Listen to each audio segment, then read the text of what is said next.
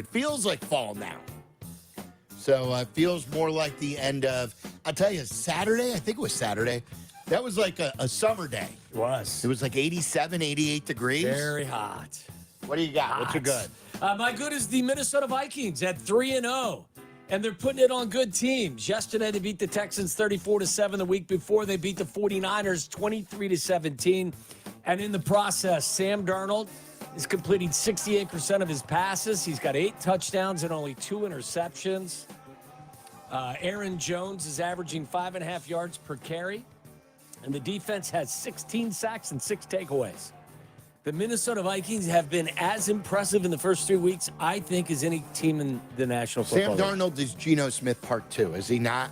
Like, virtually the same circumstances of a failed like, he was even more hyped than Geno, but like a guy who just was developed poorly and then found a home and is showing his true talent. He was lost, and now he's found. There were some people out in San Francisco that thought that they had gotten him right out there, and that I would be shocked by wherever that. he left and went to, that they were going to get a quality player. So what they've gotten so far has been fantastic. They're well coached. They've delivered, and they've answered the bell against some difficult teams. They went on the road in week 1 against the Giants and beat the crap out of them, and then came home to take on the 49ers and the Texans and took care of business. So the Vikings are my good. Yep. I told you Friday when I left at about this time, I left a little early to go to the V Foundation. It was the inaugural gala. They call it the Epicurean, and it was just a joy to be there. I sat next to George and Sandy Dickerson. It was there where they announced the funding of this grant in JD's name for the University of Chicago and research for the same cancer that JD passed away from. And I'm pleased to announce that the V Foundation in this one-night gala alone, raised $2 million. It's unbelievable. From our Chicago crowd alone. And you could still donate at v.org.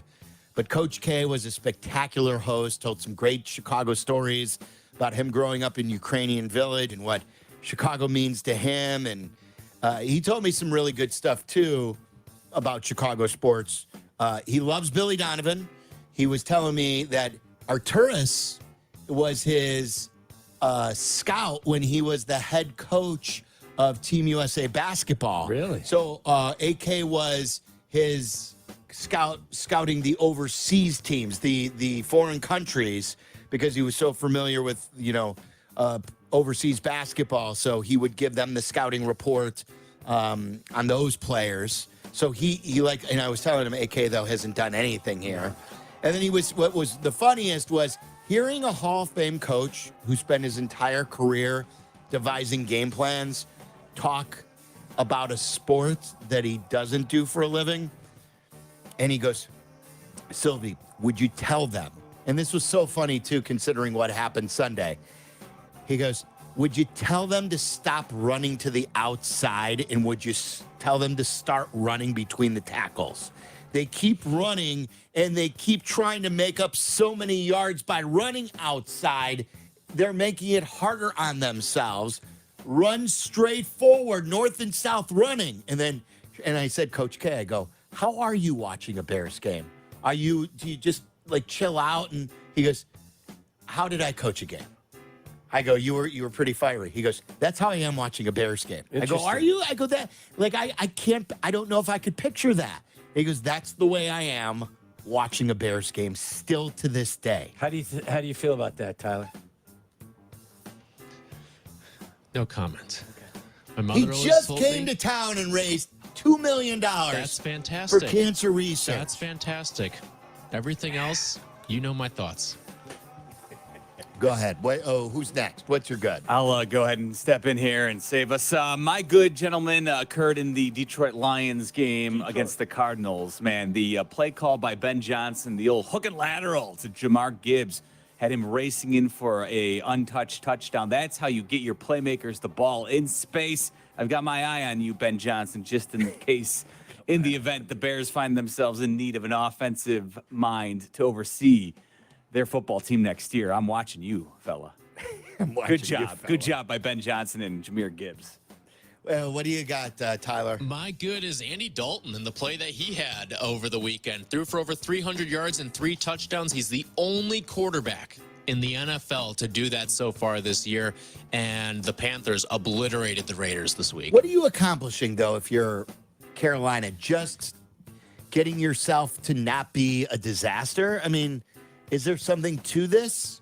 Well, they did spend significant money in the offseason to try to take To a win step. the NFC South. They thought that they, would be a competitor. And you know what? They might be if Dalton plays like that. Did you read that they turned down 4 trades, 4 different teams for trades for Bryce Andy Young? Oh, for Bryce Young? Yeah. I did not see that. Yeah, but they were all Jake Glazer had that. they were all getting lowballed. Lowballed, yeah. Everyone was trying to come in and see if they could buy low. What's your bad? My bad. If you watch NCAA football, it was a pretty rough watch if you're a Tar Heel fan. North Carolina Oh, my goodness. was hosting James Madison. They lost 70-50, and they were down 53-21 at the half. So Tar Heel football, not good. Bad. They were showing like the fans leaving at halftime. Yeah, they'd given up 53 points by half. Mac Brown apologized, didn't he? I think he did, but he did not. Some were wondering whether or not he would resign. He said no. Okay. There's another indicting. I don't know if that's the proper term. There's another terrible article about the White Sox and ownership and the way they run the team. I think Paul Banks is the one who wrote this, and he interviewed. It was based on Jake Peavy's interview. So he sat down with Jake Peavy. I want to read you guys an excerpt from this. I sent you guys this over the weekend, and it is everyone who's a Sox fan should read this.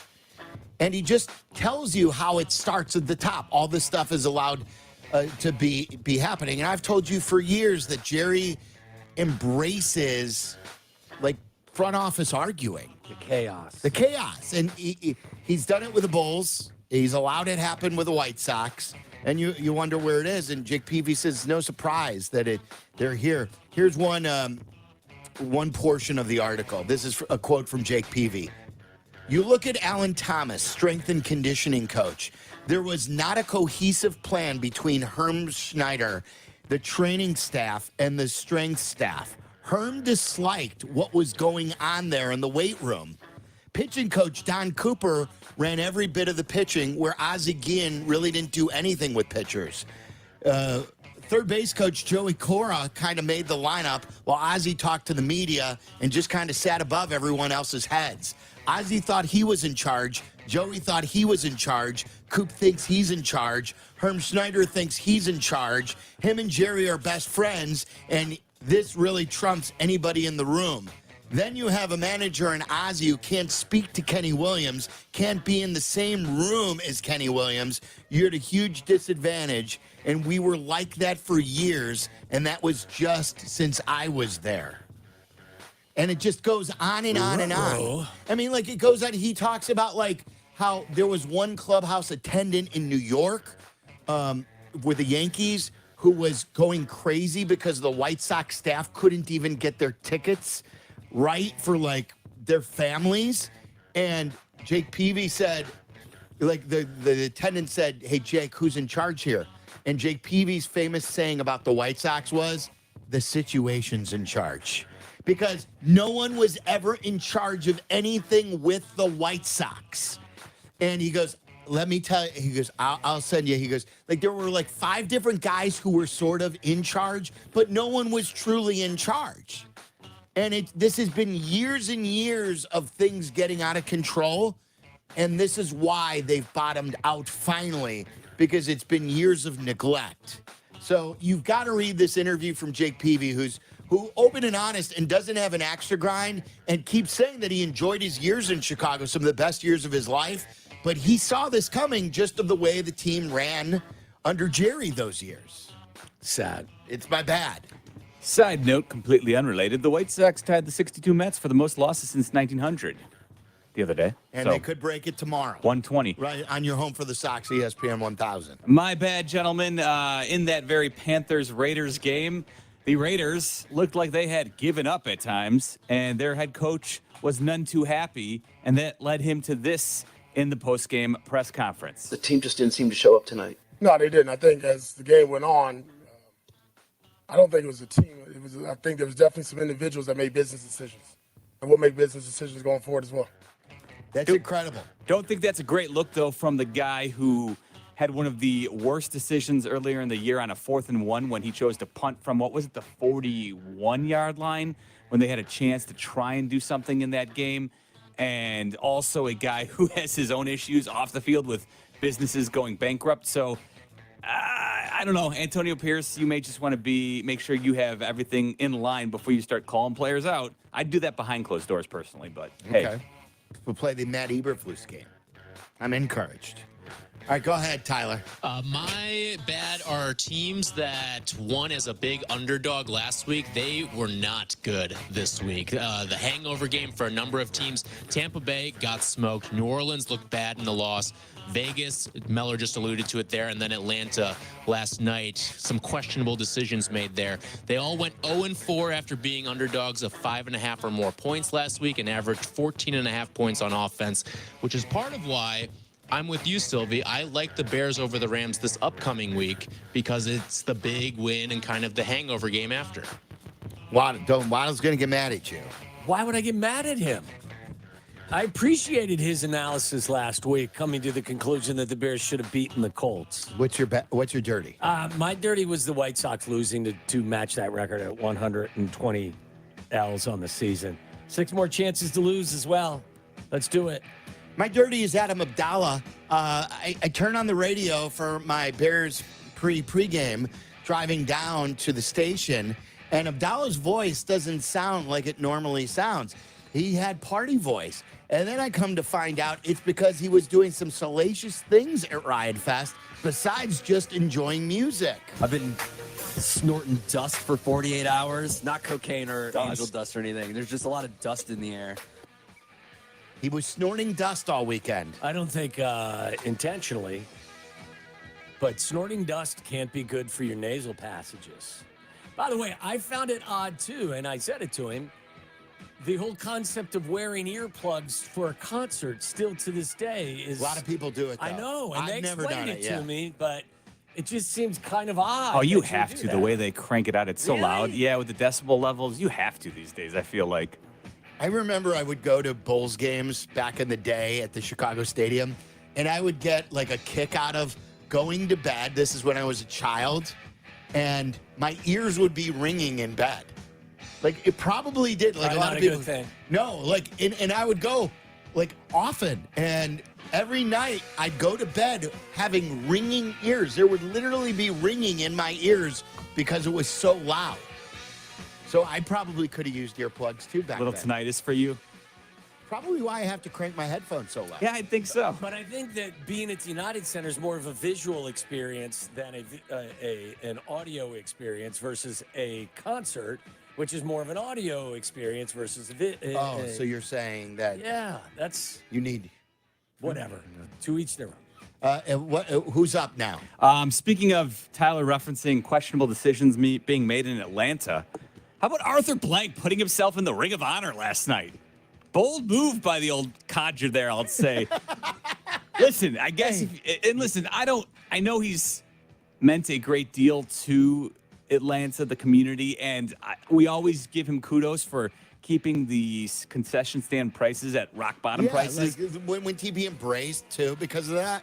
But at the same time, even Jerry Jones thinks it's too much to put yourself in the Ring of Honor. So the fact that Arthur Blank chose to do so this year, before Matt Ryan goes in a couple of weeks, kudos to him, old man. I got to say, crazy. Jerry hasn't put himself. Jerry put himself in. Jerry's not in the. No, he's not in the Ring of Honor. No, Double check that. I did.